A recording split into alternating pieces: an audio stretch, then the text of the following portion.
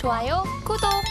네, 오늘 필승 종목으로 김광진 전문가님께서 코스모 신소재 준비해 주셨는데요. 우연의 일치로 오늘 코스모데이가 된 하루인 것 같습니다. 전문가님 만나서 필승 종목에 대한 자세한 분석도 들어보고 또 리뷰까지 만나보도록 하겠습니다. 전문가님 부탁할게요.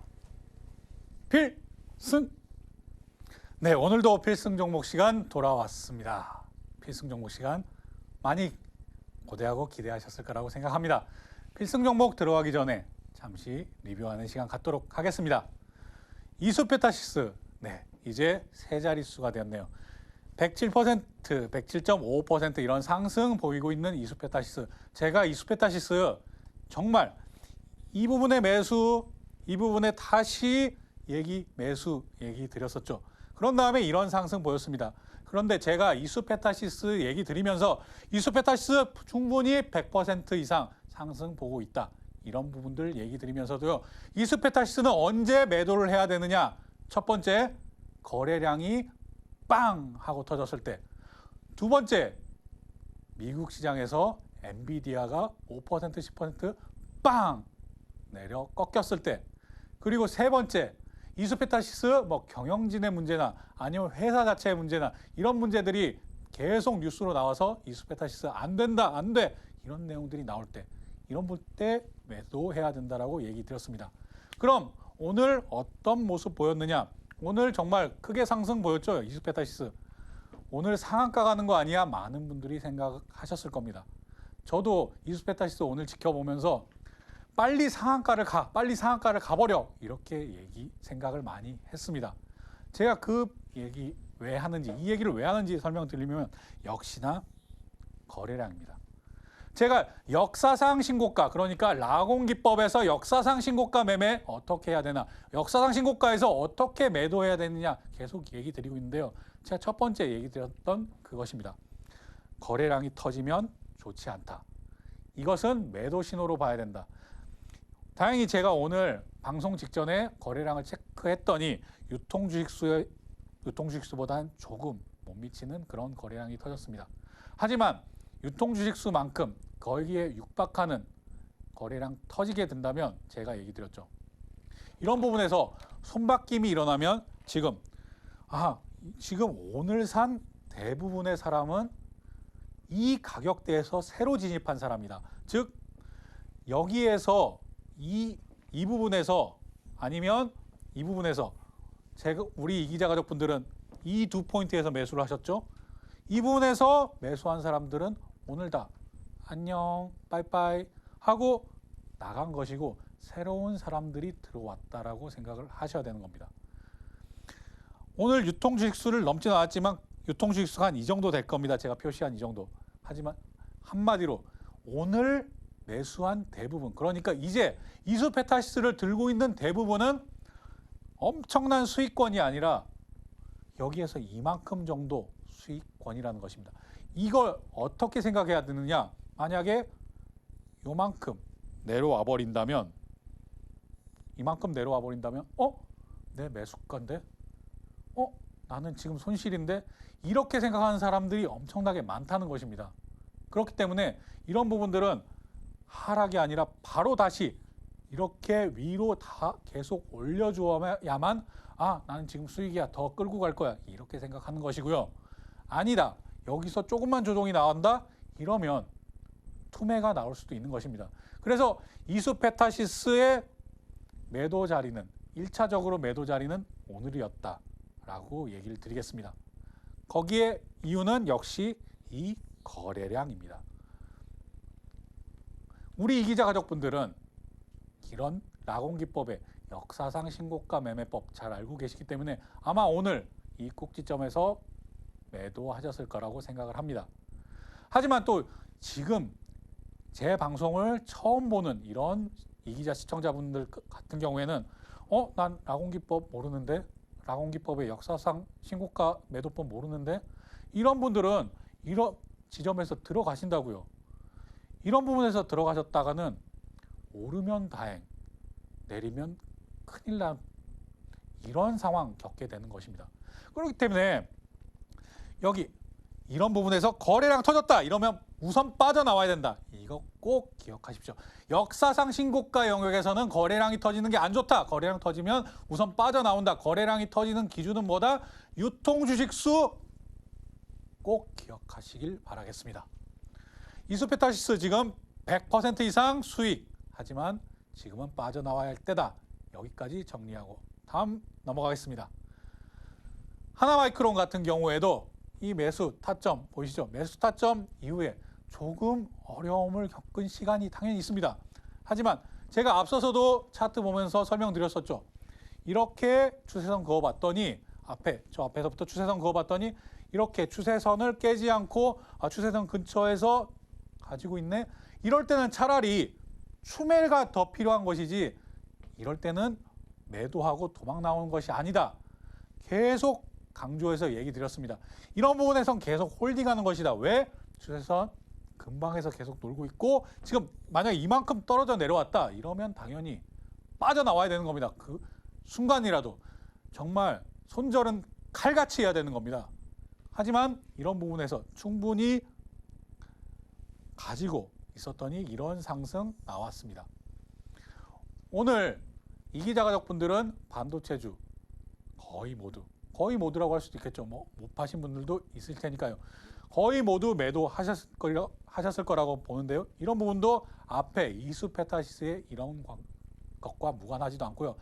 앞서 필승 전략 때 제가 얘기 드렸던 그 부분, 그러니까 2,700 이런 매물대에 걸릴 수 있는데 이런 부분에서 정말 순환매되는 이런 종목이 그런 테마가 다시 반도체가 올 수 있느냐 없느냐 이런 부분에서 모험을 하기보다는 조금 2, 3% 아니면 4% 이 정도는 뭐 까치밥으로 내가 넘겨준다 이런 생각으로 뭐 흔히 무릎에서 사서 어깨에서 판다 이렇게 얘기 많이 들으셨을 겁니다. 이런 부분을 감안해서도 하나마이크론 충분히 단기간에 이 정도면 충분히 단기간이라고 얘기할 수 있겠죠. 충분히 단기간에 높은 상승률을 보여줬다. 그리고 이런 조정이 끝나고 나면 만약에 조정이 온다면요. 끝나고 나면 다시 재매수할 수 있는 그런 좋은 종목이다. 라는 얘기까지 드리겠습니다. 하나 더 하면 하나마이크론이 얼마나 좋은 회사면 제가 이것도 여러 번 얘기 드렸지만요. 삼성전자에서 장비 빌려줄게. 장비 빌려줄 테니까 열심히 해. 이럴 정도의 회사라는 겁니다. 제가 그리고 후공정 이런 부분에 집중해서 보는 거, 패키징까지 이런 부분에서 집중해서 보는 거 아마 잘 아실 겁니다. 전공정, 후공정 중에서도 후공정 그리고 뭐 시스템 반도체나 아니면 이 메모리 반도체에서는 DDR5나 아니면 HBM 그리고 시스템 반도체는 전체적으로 모두 이런 부분들 어느 부분에 집중해야 되는지 이런 부분도 다 설명드리니까요. 더 자세하게 알고 싶으시면 저한테 언제든지 질문 주십시오. 여기까지 하고 하나마이크론도 넘어가도록 하겠습니다. 그리고 한미반도체 같은 경우에도 이렇게 매수한 이후에 이런 상승 보였고요. 이런 상승 당연히 다 누리고 매도하고 빠져나오게 제가 의견 드렸습니다. 하지만 이런 하락 보일 때 특히나 제가 이것도 얘기 드렸죠. 이렇게 나오면 하락할 염려가 크다. 적산병 같은 경우에는 상승 확률이 크지만 흑산병 같은 경우에 하락할 확률이 크다. 하지만 한미반도체 쉽게 무너지지 않는다라고 얘기 드리면서 아예 필승 종목으로 이날 제가 필승 종목으로 얘기 드렸고 오늘 매도 의견 다시 드렸습니다. 보십시오. 이렇게 상승 나와주지 않습니까? 이런 부분도 필승 종목으로 왜 또 가지고 나왔느냐 이런 부분들 꼭 기억해 보시길 바라겠습니다. 뭐 이번에는 전부 매도했지만요. 제가 필승 종목으로 뭐 사골처럼 너 또 갖고 왔나요? 또 갖고 왔어? 사골이네 한 종목들 중에서 단 한 번이라도 실패한 적이 있었는지 한번 곱씹어서 생각해 보시길 바라겠습니다. 이런 부분들 한미반도체 얼마나 좋게 들어갔는지 분봉으로 한번 다시 살펴볼 텐데요. 분봉으로 이때 매도 얼마나 간편하게 매도를 합니까? 이런 부분들도 왜 한미반도체 그렇게 좋다 아니면 HPSP 그렇게 좋다 하면서 매도 이런 의견을 내느냐 이런 부분들은 역시나 전체 시장 그리고 산업 이런 부분들을 저 위에서부터 계속 바라봐야 되는 겁니다. 그렇다고 해서 반도체가 올해 연말까지 다 안 좋은 것이냐? 그렇진 않습니다. 제가 얘기 드리는 건 만약에 올 수 있는 먹구름이 지금 보인다면 소나기는 피해가자. 이런 정도 이해하시면 되겠고요. 이런 소나기건 뭐건 나는 꿋꿋이 무소의 뿔처럼 계속 앞으로 전진하겠다라고 하시는 분들도 계실 테지만요. 우리 노란 톡방에 계시는 이기자 가족분들은 우산을 제가 씌워드리는 것이다. 이 정도로 생각하시면 되겠습니다. 한미반도체 이렇게까지 설명드리고 또 넘어가도록 하겠습니다. 오늘의 필승 종목 코스모 신소재입니다. 반도체 총각, 반도체 쌤, 뭐 바이오맨 이렇게 불리더니 이제 또 새로운 데서 종목 가지고 왔네 이렇게 생각하시는 분들 계실 겁니다. 제가 시장의 소리에 귀를 기울여야 된다 이런 얘기 계속 드리는데요. 저는 반도체 앞으로 충분히 연말까지 좋을 거라고 생각을 합니다. 그래서 반도체 총각, 반도체 쌤이라는 그런 별명을 버릴 생각도 없고요.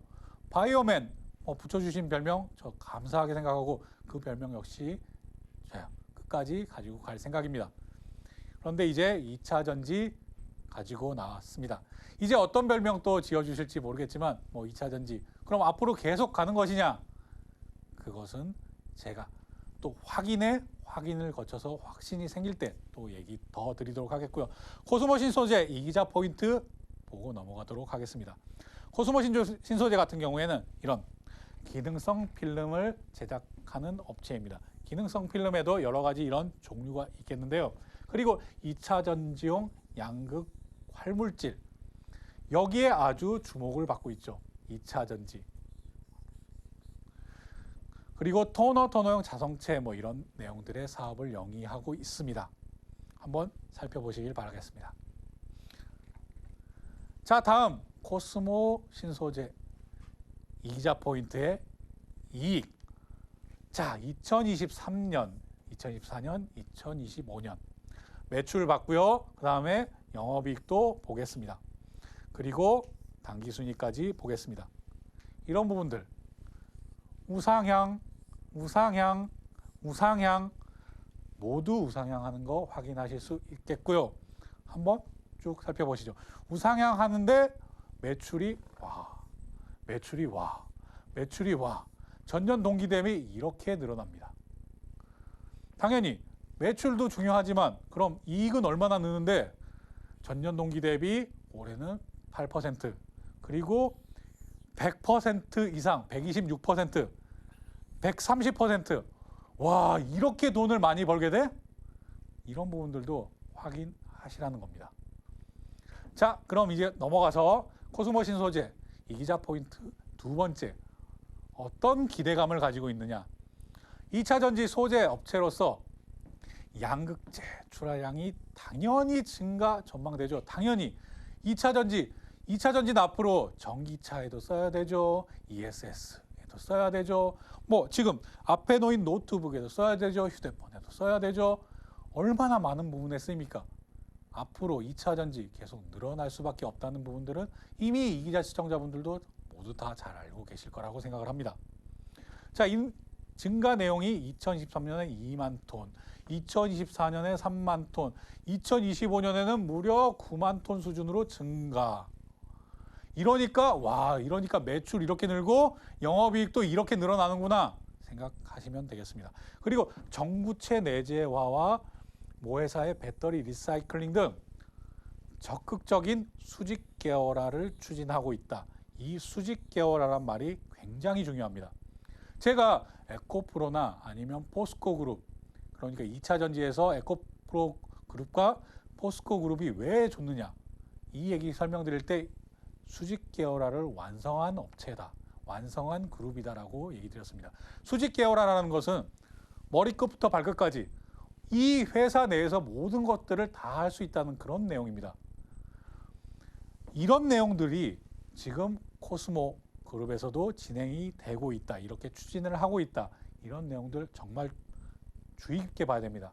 이런 부분들은 또 확인을 거듭해야 되겠지만 이런 부분들은 기대감을 가지기에 충분히 좋은 내용이다라고 이해하시면 되겠습니다. 그리고 중장기로도 역시 증설 계획을 가지고 있다. 이 세 번째 내용도 한번 살펴보시면 되겠고요. 이 세 가지 중에 역시나 첫 번째, 두 번째는 꼭 체크를 하셔야 됩니다. 이런 부분들 꼭 체크하시길 바라겠고요. 또 이제 넘어가서 이기자 포인트 세 번째 자리 보겠습니다. 이런 상승 앞에 보였고요. 그런데 신기하게도 여러분들 에코프로도 마찬가지고 다 포스코 홀딩스도 마찬가지고 다른 2차 전지주라고 얘기한 종목들 이미 차트 엄청나게 보셨을 겁니다. 그런 종목들 대부분 이런 상승 보였다가 한 이 정도 조정 보이고 있지요. 그런데 코스모 신소재 어떻습니까? 앞에 상승 같이 상승분 누렸는데 지금 이 횡보 조정폭이 굉장히 작습니다. 여기에 주목하셔야 됩니다. 왜 여기에 주목해야 되느냐? 제가 여러 번 얘기 드리지만 뭐 이건 제 얘기도 아니죠. 워렌 버핏 할아버지라고 얘기해야 될지 아니면 투자 전문가의 워렌 버핏의 말을 따르면 물이 들어차 있을 때는 누가 벚꽃 수영을 하고 있는지 모른다. 하지만 물이 빠졌을 때는 누가 벚꽃 지금 수영을 하고 있는지 바로 확인할 수 있다. 이 부분도 제가 2차 전지 얘기 드리면서 2차 전지 주 중에서 이런 조정을 보일 때 조정폭이 상승분의 100%까지 아니면 50% 이상 확 빠지는 종목들은 특히나 100% 빠지는 종목들은 무늬만 2차 전지였던 것이지 2차 전지주로 볼 수 없다. 그러니까 다시 재상승이 나올 때 그런 종목들은 배제하시라. 이런 얘기 드렸습니다. 그런데 지금 코스모 신소재 같은 건 어떠냐? 보통 이런 종목 2차 전지주가 이런 정도의 조정을 보였는데 조정폭 보십시오. 이런 종목이 정말 강하고 좋은 종목인 겁니다. 그리고 제가 2차 전지 얘기 드릴 때 2차 전지 공장이 세워진다. 투자가 늘어난다. 이럴 때 제조업 뭐부터 보라고 얘기 드렸나요? 보통은 장비를 먼저 보셔야 된다. 장비 먼저 들어간다. 하지만 2차 전지주는 조금 다르다. 왜냐? 지금 너도 나도 소재가 모자라다. 더 필요하다. 소재 확보에 난리가 났거든요. 이런 부분들이 그대로 반영이 되는 겁니다. 그래서 이런 조정폭 정말 적다. 이런 거 기억해 보시고요. 조금 아쉬운 부분이 있습니다. 제가 필승 종목으로 준비를 계속 해놓고 리스트에 만들어 놓고 이런 조정폭 보인다. 2차 전지가 조금 상승 턴할 때 정말 원픽으로 꼽은 종목인데 오늘 좀 상승폭이 크게 나왔습니다. 그래서 이런 부분은 감안해서 앞에 여기가 알파 구간 그리고 조정 보이는 브라보 구간 그리고 이제 넘어서서 델타 구간까지 넘어가 버렸기 때문에 지금 여기에서는 조금 타이트하게 델타 라곤으로 잡으려고 계획하고 있습니다. 이런 부분들도 열심히 저 따라와서 공부하신 분들은 이제 델타 라곤 잡을 때야? 그럼 어느 선을 잡아야 되겠구나. 이런 부분들 이미 생각하고 계시는 부분들이 있을 텐데요. 여기에서는 조금 더 신중하고 보수적으로 접근하시라. 왜? 아직 2차 전지 섹터가 전체적으로 다시 한 번 더 주도 섹터로 자리 잡은 것은 아직 확인되지 않았다. 여기까지 얘기 드리겠고요.